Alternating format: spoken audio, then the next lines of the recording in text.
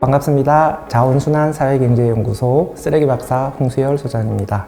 이 굴 껍데기가 쓰레기로 배출되는 양이 30만 톤이 넘어간다라고 이야기를 해요. 근데 이 30만 톤이 지금 잘 처리가 안 되고 있어서 문제입니다. 잘 처리할 수 있는 방안들을 찾아가는 것이 앞으로 굉장히 시급한 과제가 될 거라고 생각합니다. 제로셀 팀은 굴 껍데기를 활용해서 업사이클링을 하는 팀인데요. 가장 인상 깊었던 것은 이제 굴 껍데기를 활용해서 재자원화를 하겠다는 방안이거든요. 굴 껍데기 자체가 시멘트 등의 건설 자재를 대체할 수 있는 물질이거든요. 대안적인 건설 자재로서 굉장히 다양한 용도의 활용 가능성이 있는 것이죠. 환경적인 가치가 매우 크다라고 생각합니다. 쓰레기 문제 혹은 뭐 바다 쓰레기 문제 이렇게 얘기를 하면 사람들이 다 플라스틱 문제만 생각을 해요. 하지만 쓰레기 문제가 이런 것만 있는 게 아니거든요. 예를 들면은 굴 껍데기 문제도 굴양식장이 밀집되어 있는 남해안 지역에서는 굉장히 심각한 쓰레기 문제인데요. 상대적으로 사각지대에 놓여 있었는데 이런 문제들을 발굴해서 솔루션을 제공한다. 이거 굉장히 중요한 부분이죠. 그러니까 이런 틈새를 하나하나 메꾸어 가는 것들, 그리고 이런 것에 대한 문제를 제기해 주는 것들도 해야 될 역할들이라고 생각을 합니다.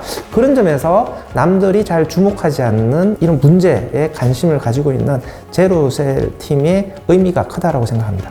굴 폐각에서 새로운 가치를 만들어내는 업사이클링 브랜드 Meet the Next Leading Innovator 제로셀입니다.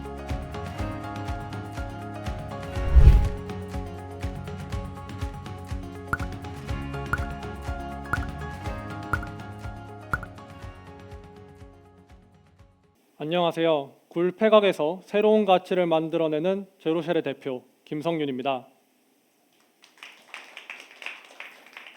오늘 이 자리에서는 그동안 제로셀이 걸어왔던 도전의 길에 대한 이야기를 해보려 합니다.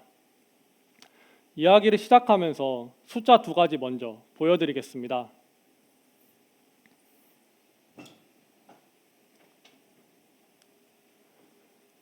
이 숫자들은 업사이클링 산업에서 종이와 플라스틱이 차지하는 비중입니다.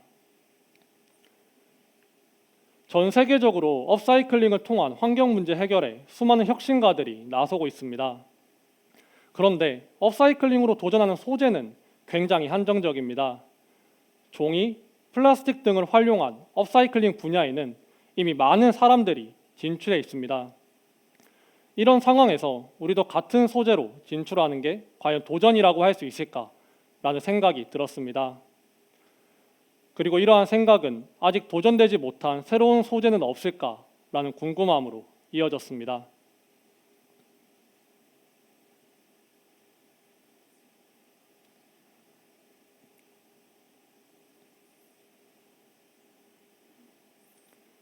조금 전 보신 영상은 제가 사는 경남에 위치한 통영의 굴폐각 산입니다.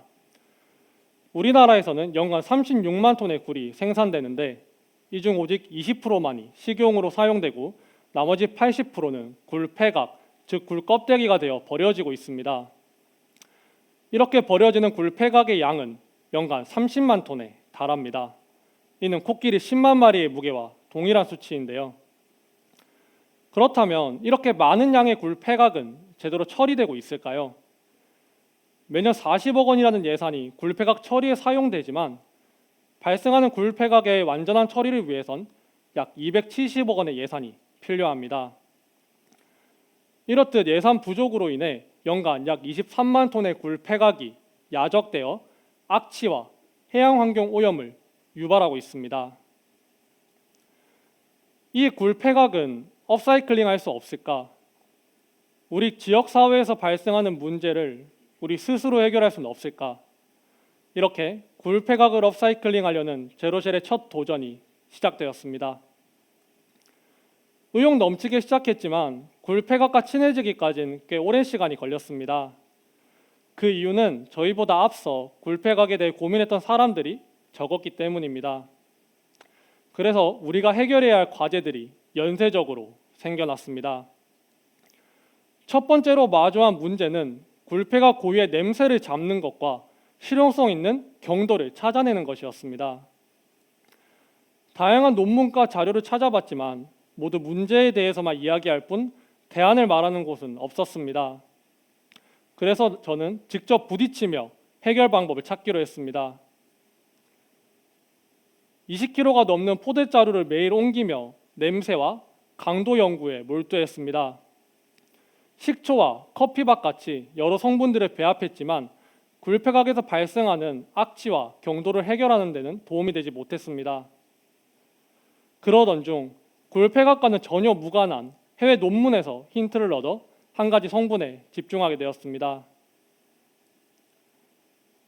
이 성분은 기존 재료들보다 냄새가 현저히 줄어드는 것을 발견할 수 있었습니다. 저희는 더 나은 결과를 위해 냄새를 완벽히 없애기 위한 실험을 시작했습니다. 모든 배합 원료들을 그람 단위로 배합하며 답을 찾아갔고 아무리 노력해도 해결되지 않던 냄새와 경도는 약 200번의 실험 끝에 해결할 수 있었습니다. 지금 이 자리에서는 덤덤하게 이야기할 수 있지만 수백 번의 실험 중에서는 굴폐각 가루를 엎어 굴폐각으로 샤워를 하기도 하고 개발 소재를 변경하는 것을 두고 다투면서 며칠간 대화 없이 실험을 하기도 했습니다. 특히 창업 선배들로부터 야 너네 굴폐각 그거 진짜 가능해? 좀 어려울 것 같은데 이런 반응을 들었을 때는 저 역시도 도전의 지속성에 대해 고민하기도 했습니다. 그런데도 굴폐각을 고민한 것 보면 저희도 참 똥꼬집이 심한 것 같습니다. 이렇게 우여곡절 끝에 배합 비율을 개발한 후에는 빠르게 솔루션을 검증해 보아야 했습니다. 개발한 소재를 활용해 무엇을 만들지에 대한 고민이 시작되었습니다.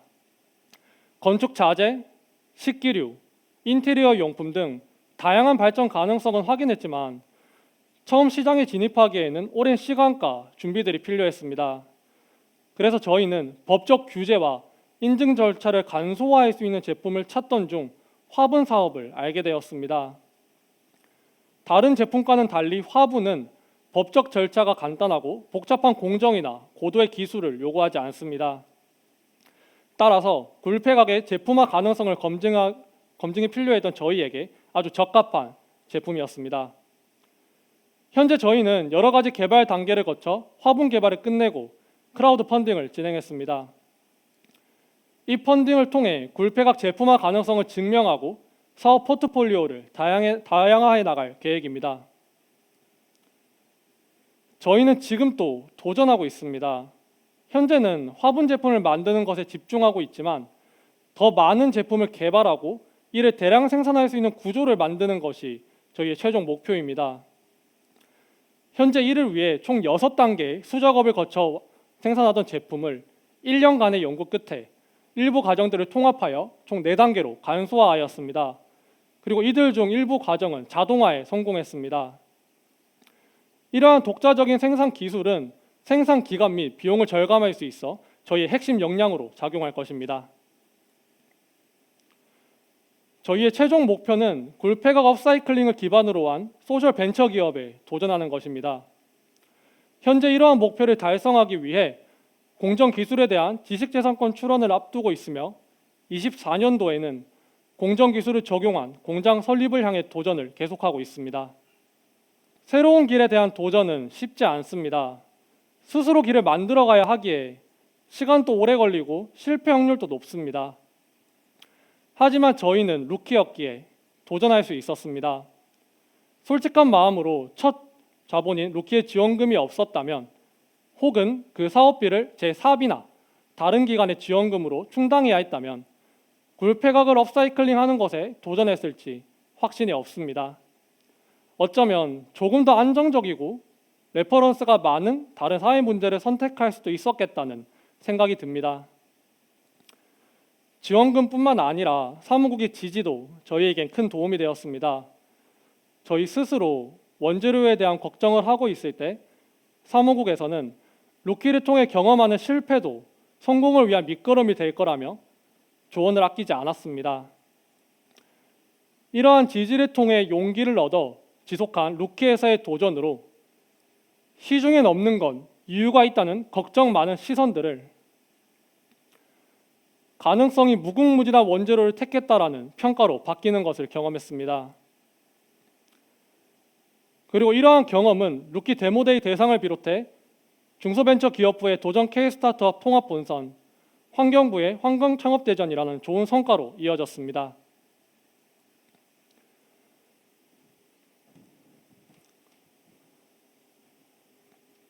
저에게 도전은 모두가 포기한 길에서 가능성을 발견하는 것입니다. 실패한다면 버려질 아이템에 1년 가까운 시간을 쏟는 건 분명 무모한 일이었습니다. 그러나 일단 해보자는 생각으로 도전하니 어렵고 힘든 과정을 거쳐 상상했던 목표에 도달할 수 있었습니다. 여러분들도 루키를 통해 다른 곳에서 불가능하다고 이야기하는 어려움들에 도전하셔서 가능성으로 바꾸는 경험을 꼭 해보셨으면 합니다. 그 과정이 조금은 힘들고 어려울 수는 있지만 분명 생각보다 훨씬 즐겁고 가슴 벅찰 테니까요. 오늘 제가 하는 이야기들이 도전을 고민하는 루키들에게 도화선 같은 역할을 하길 바라며 여기까지 제로쉘의 이야기였습니다. 감사합니다.